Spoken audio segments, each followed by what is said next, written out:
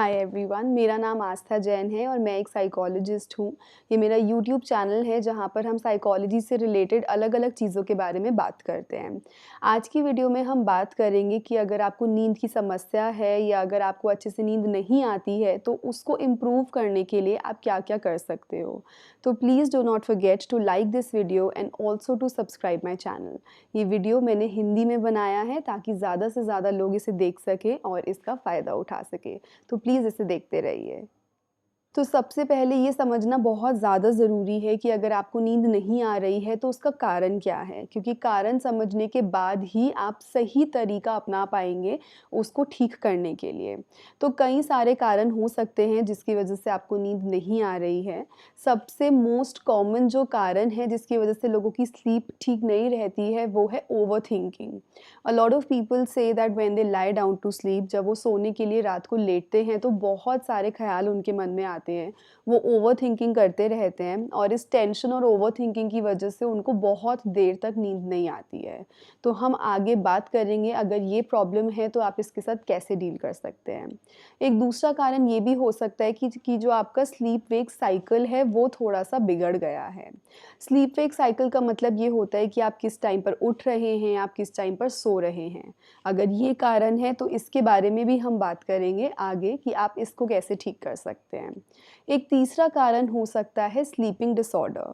सो काफ़ी सारे तरीके के स्लीपिंग डिसऑर्डर्स होते हैं जिनके अलग-अलग प्रकार के सिम्पटम्स होते हैं and it is very important कि अगर आपको किसी भी टाइप का स्लीपिंग डिसऑर्डर है या आपको डाउट है कि हाँ, मुझे स्लीपिंग डिसऑर्डर हो सकता है, तो आप एक प्रॉपर डॉक्टर से जाकर मिलें, हो सके तो साइकियाट्रिस्ट से जाकर मिलें सो दैट वो इसकी पॉसिबिलिटी को रूल आउट कर दें और अगर एक्चुअली आपको ऐसा कुछ निकल के आता है तो वो आपको accordingly medicine and treatment provide करें।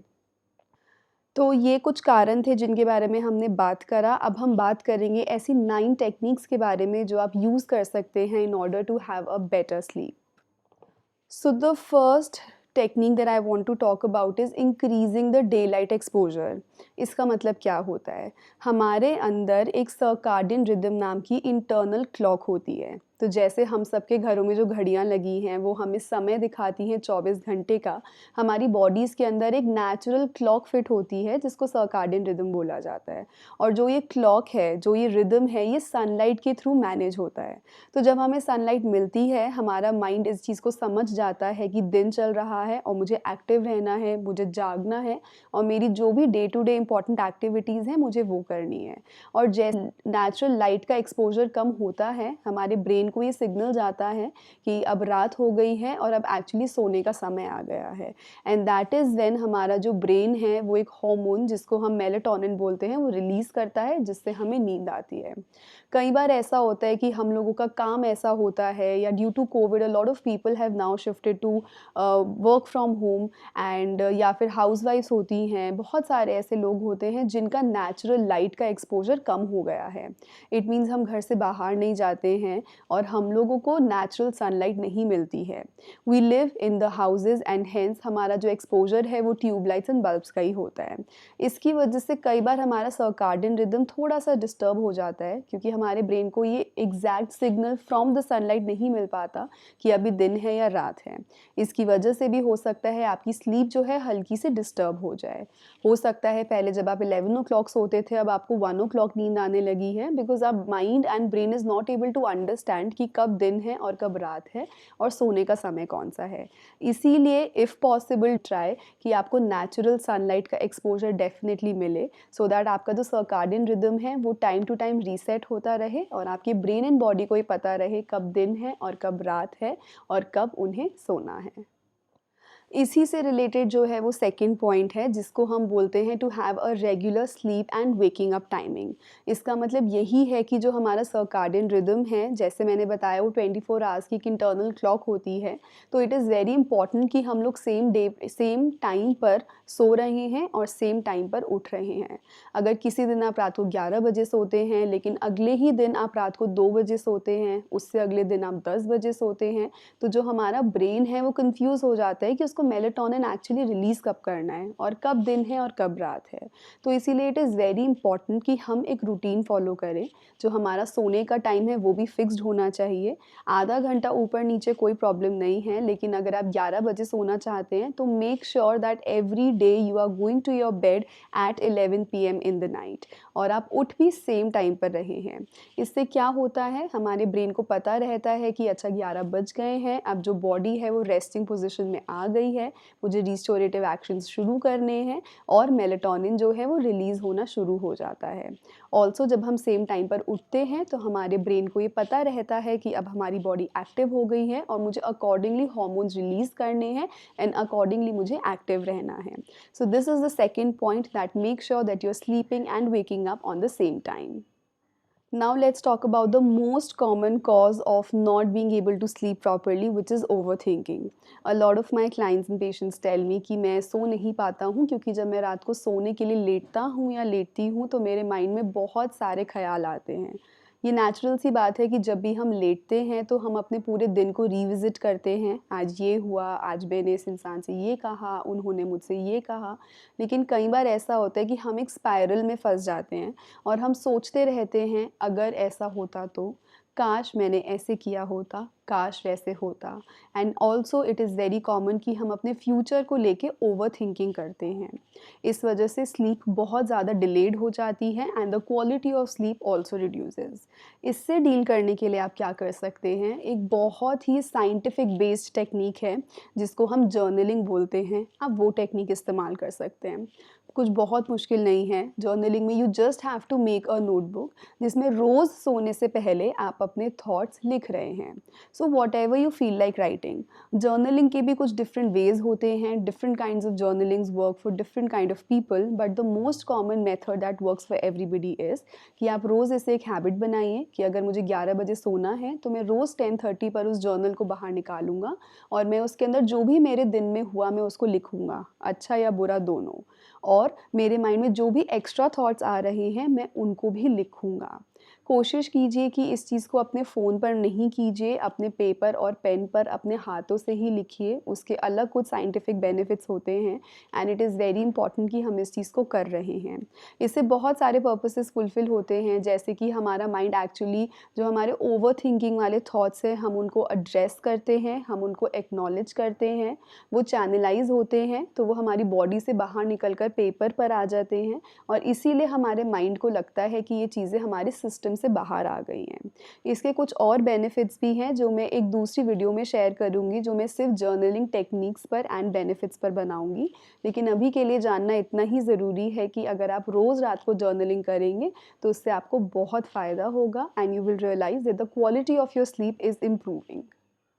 इसी से रिलेटेड फोर्थ पॉइंट पर आते हैं जिसका नाम है स्लीप एनहांसिंग टेक्निक्स। हमारे कुछ स्लीप एनहांसर्स होते हैं, यानी कुछ ऐसी एक्टिविटीज़ एंड थिंग्स होती हैं जिसके थ्रू हमारी क्वालिटी ऑफ स्लीप इम्प्रूव होती है एंड हेंस हमारी क्वांटिटी ऑफ स्लीप भी इम्प्रूव होती है। तो उसमें एक चीज़ है जिसको हम बोलते हैं JPMR। It is called Jacobson's progressive muscle relaxation. It is a technique जिससे हमारी पूरी जो मसल्स हैं बॉडी की, जब भी हम स्ट्रेस्ड होते हैं, जब भी हम एंग्जाइटी में होते हैं, जो हमारे मसल्स हैं वो कॉन्स्ट्रिक्ट हो जाते हैं, वो टेंस हो जाते हैं और इसीलिए हमें कहीं कहीं पर अपनी बॉडी में तनाव फील होता है। जैसे कि कई लोगों को शोल्डर्स के पीछे या फिर नेक में बहुत ज़्यादा तनाव फील होता है एंड हेंस जो हमारी बॉडी मसाजेज़ हैं, हेड मसाजेज़ है, वो हमें बहुत हेल्प करती हैं। But if you can not go for a massage, this is one technique जो आप डेली कर सकते हैं, आप खुद से कर सकते हैं। यूट्यूब पर आपको बहुत सारी वीडियोज़ मिल जाएंगी इस चीज़ की, otherwise you can contact me and I can record one video for you and I can send it to you and आप इसको प्रैक्टिस कर सकते हैं। इट इज़ अ टेक्निक जो सिर्फ 20 से 25 मिनट की होती है और इसमें आपको सिर्फ लेटना होता है, रिलैक्स करना होता है एंड जो भी इंस्ट्रक्शंस दी जा रही हैं उसको फॉलो करना होता है। बहुत जल्दी इस पर भी मैं एक यूट्यूब वीडियो बनाने वाली हूँ, तो उसका वेट कीजिए एंड आप JPMR टेक्निक डेफिनेटली कर सकते हैं। एक दूसरी टेक्निक जिसको हम स्लीप एनहांसर बोल सकते हैं वो है गाइडेड इमेजरी। गाइडेड इमेजरी भी बहुत सिमिलर मेथड होता है। उसके अंदर आपकी बॉडी एंड माइंड को रिलैक्स करवाया जाता है और इंस्ट्रक्शंस दी जाती हैं। आपको बहुत ही रिलैक्सिंग इमेजेस जो हैं वो इमेजिन करवाई जाती हैं और उससे बहुत ही रिलैक्स्ड एक स्थिति में हमारा माइंड एंड बॉडी आ जाता है एंड हेंस हमें बहुत अच्छी नींद आती है। एंड तीसरी चीज़ जो आप कर सकते हैं स्लीप एनहांसिंग के अंदर वो हैं कुछ ऐप्स, कुछ मोबाइल एप्लीकेशंस जैसे कि काम। आप इस तरीके की कुछ ऐप्स यूज़ कर सकते हैं जिसके अंदर गाइडेड इमेजरी के कुछ ऑडियोज़ उन लोगों ने अपलोड किए हुए हैं और आप उनको यूज़ कर सकते हैं। जहाँ तक मेरी जानकारी है वो अभी सिर्फ इंग्लिश में है, लेकिन आई एम श्योर अगर आप ढूँढेंगे तो आपको कहीं न कहीं हिंदी में डेफ़िनिटली मिल जाएँगी। और आप ऐसी ऐप्स भी यूज़ कर सकते हैं in order to make sure that you are feeling relaxed before you go to sleep. Another very important thing is to rule out the possibility of a sleeping disorder. कुछ common sleeping disorders होते हैं sleep apnea, insomnia, sleepwalking, लेकिन इसके लिए बहुत ज़्यादा ज़रूरी है कि आप एक मेडिकल डॉक्टर को प्रेफरेबली एक साइकियाट्रिस्ट को विज़िट करें अगर आपको कोई भी सिम्टम्स होते हैं जो आपको लगते हैं कि स्लीपिंग डिसऑर्डर्स के अंदर आ सकते हैं। So some of the common symptoms are कि आपको बिल्कुल भी नींद नहीं आ रही है। अगर आपको ऐसा लगता है कि 1 हफ़्ता हो गया है और मुझे बहुत ज़्यादा कम नींद आ रही है रात के समय पर, तो वो एक सिम्पटम हो सकता है। एक दूसरा बहुत कॉमन सिम्पटम है कि रात को जो लोग हैं वो सोते हैं और वो एकदम से झटके से उठते हैं, gasping for air, gasping for oxygen, और वो उसकी वजह से उनकी जो क्वालिटी ऑफ स्लीप है वो बिल्कुल अच्छी नहीं रहती है। वो लोग सोते हैं 8 से 10 घंटा, लेकिन वो फिर भी उठकर ये कहते हैं कि जो मुझे रिलैक्सेशन मिलना चाहिए था, जो रेस्ट मुझे फ़ील होना चाहिए था आफ्टर स्लीपिंग, वो मुझे फ़ील नहीं हो रहा है।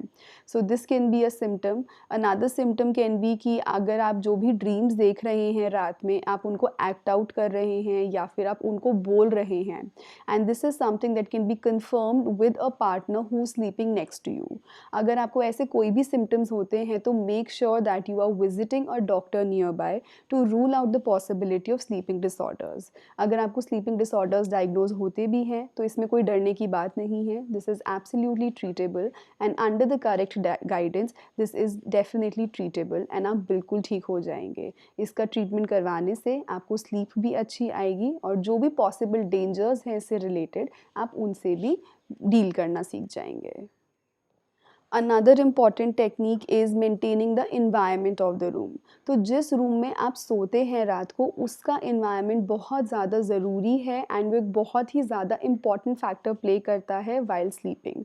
तो इट इज़ वेरी इंपॉर्टेंट कि जिस भी रूम में आप सो रहे हैं वो कम्प्लीटली डार्क हो, वो कम्प्लीटली क्वाइट हो, वहाँ पे कोई भी फाउल स्मेल ना हो, जो भी आपका मैट्रेस है वो कंफर्टेबल हो, जो टेम्परेचर आपने रूम का मेंटेन किया हुआ है with the help of fans और एसीज़ और even heaters, it should be comfortable. कुछ लोगों को आदत होती है कि वो एसी पंखा फुल पे करके कंबल के अंदर घुस के सोते हैं, लेकिन कई बार ऐसा होता है दैट वाइल स्लीपिंग वो जो ब्लैंकेट है वो हमारी बॉडी पर से हट जाता है और इसकी वजह से हमें रात को ठंड लगती है। But because we are sleeping we are not able to take the decision कि हम फ़ैन स्लो कर दें या हम एसी को बंद कर दें, and this in turn affects their physical health as well as their sleep. So it is very important that the temperature of the room जिसमें आप सो रहे हैं आप उसको प्रॉपरली मेंटेन करें। अगर आपको लगता है कि वहाँ कोई फाउल स्मेल है तो you can make use of scented candles also, या आप कोई अच्छा सा स्लीपिंग मिस्ट भी स्प्रे कर सकते हैं to make sure that the environment of the room is according to you. Another very important thing in this point only is that कई बार ऐसा होता है दैट जो हमारी movement throughout the day होती है वो रिस्ट्रिक्टेड रहती है टू जस्ट वन रूम। हम उसी रूम में पढ़ रहे हैं या काम कर रहे हैं, हम उसी रूम में सो रहे हैं, हम उसी रूम में सारा कुछ काम कर रहे हैं, एंड हो सकता है हम अपने बेड पे बैठकर ही कर रहे हो। और फिर जब बाद में रात में हम सोने की कोशिश करते हैं तो हमें नींद नहीं आती है। दैट इज़ बिकॉज जो हमारा माइंड है उसने उस रूम को, उस स्पेस को एसोसिएट किया ही नहीं होता with sleep. Our mind starts associating that space with the work that you have to do, and hence जो माइंड है वो शट डाउन नहीं होता है, जो माइंड है वो एक स्लीपिंग रेस्टोरेटिव पोजीशन में आता ही नहीं है। तो इसलिए हो सकता है आपने कभी नोटिस किया हो कि अगर आपको घर में कोई दूसरा रूम है, आप वहाँ जाते हो तो आपको वहाँ बहुत अच्छी नींद आ जाती है। तो अगर आपके पास ऐसी फैसिलिटी है तो कोशिश कीजिए कि जो आपका काम है या जो आपका ज़्यादातर दिन का समय है वो आप एक डिफरेंट स्पेस में बिता रहे हैं and not in the room where you usually sleep.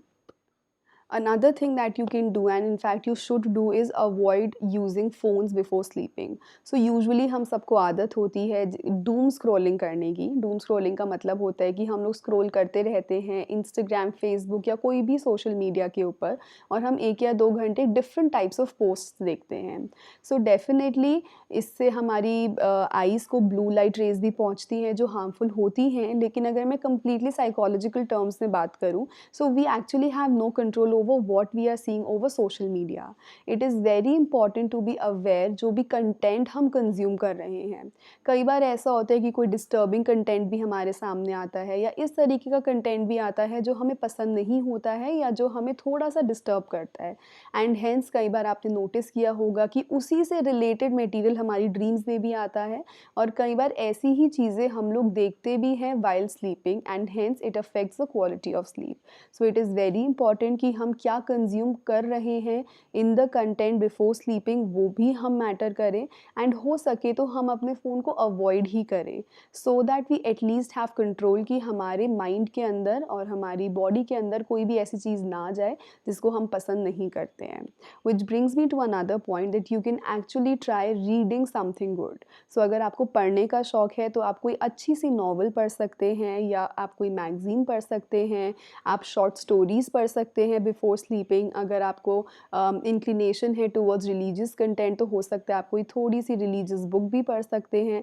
But make sure that whatever you are reading is being liked by your mind, it is being liked by your body, and आप कुछ बहुत ही relaxing and अच्छा पढ़ रहे हैं, so that your mind feels relaxed just before it has to go to sleep.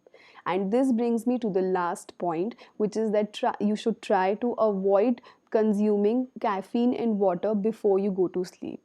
तो caffeine आप कोशिश कीजिए कि आप सोने से एटलीस्ट 4 घंटे पहले कंज्यूम नहीं कर रहे हैं. यूजुअली हम समझते हैं कैफ़ीन से सिर्फ कॉफ़ी, लेकिन कैफ़ीन कोल्ड ड्रिंक में भी होती है, टी में भी होती है, चॉकलेट में भी होती है. तो अगर हम इन चीज़ों को खाते हैं या पीते हैं, किसी भी फॉर्म में कंज्यूम करते हैं, तो हमारी स्लीप जो है वो बहुत ज़्यादा डिलेड हो जाती है. सो मेक श्योर दैट जब आपका सोने का टाइम है उससे 4 आवर्स पहले तक आप कैफ़ीन किसी भी फॉर्म में कंज्यूम नहीं कर रहे हैं. And also we should maintain similar things with water, but definitely water is very important. We have to keep ourselves hydrated. तो ये कोशिश कीजिए कि आप सोने से एटलीस्ट 1-1.5 आवर पहले ह्यूज अमाउंट्स में वाटर कंज्यूम नहीं कर रहे हैं, एंड सोने से पहले आप फ्रेश होकर सो रहे हैं, ताकि रात को बार बार आपको वॉशरूम यूज़ करने के लिए उठना ना पड़े. So with this we come to the end of this video, and I hope कि आपको इस वीडियो के बाद बहुत सारे तरीके मालूम चला होंगे जिससे कि आप अपनी स्लीप को इम्प्रूव कर सकते हैं, both in quality and both in quantity. I hope this is help you a lot. So please keep on watching and do not forget to subscribe this channel and share this video with your friends who are also struggling with sleep. I will see you in the next video very soon. Thank you.